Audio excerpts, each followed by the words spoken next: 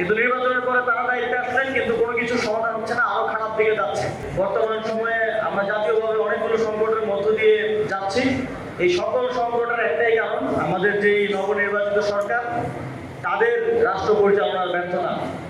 আমরা দেখছি যে নির্বাচনের পর থেকেই খুন, ধর্ষণ, নাগরিকের নিরাপত্তা সংকট চরমভাবে বৃদ্ধি পেয়েছে। আজকে আমাদের মা বোনরা ঘর থেকে বের হতে ভয় পাচ্ছে।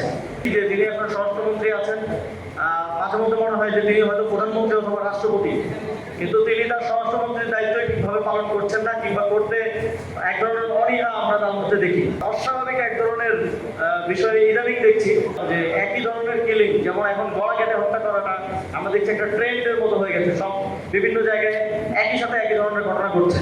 এটা কোনো ধরনের অভ্যন্তরীণ কিংবা বহিঃশত্রু ষড়যন্ত্রের অংশ কিনা সেটাও আমাদেরকে সচেতনভাবে নাগরিক হিসেবে দেখতে হবে এবং রাষ্ট্রকে সেটা খতিয়ে বের করতে হবে। এবং এটার এ বিষয়ে স্পষ্টতা প্রয়োজন। নির্বাচিত সরকার না থাকার কারণে মব হচ্ছে, নির্বাচিত সরকার নেই, সে কারণে দেশের সবকিছু খারাপ যাচ্ছে। নির্বাচন হলেই সব সমাধান হয়ে যাবে।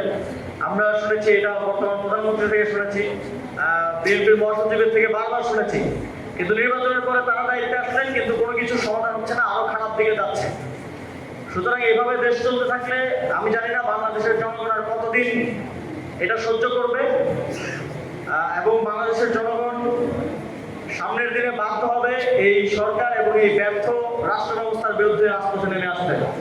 ইউএফটি ফার্স্টের সাথে ট্রেড করুন যে কোনো জায়গা থেকে। ক্যাম্পাসে ক্লাসের ফাঁকে, ঢাকার জ্যামে বসে কিংবা ঘরে বসে ট্রেডিং এখন হাতের মুঠোয়। তাই ট্রেড করুন যখন খুশি, যেখানে খুশি।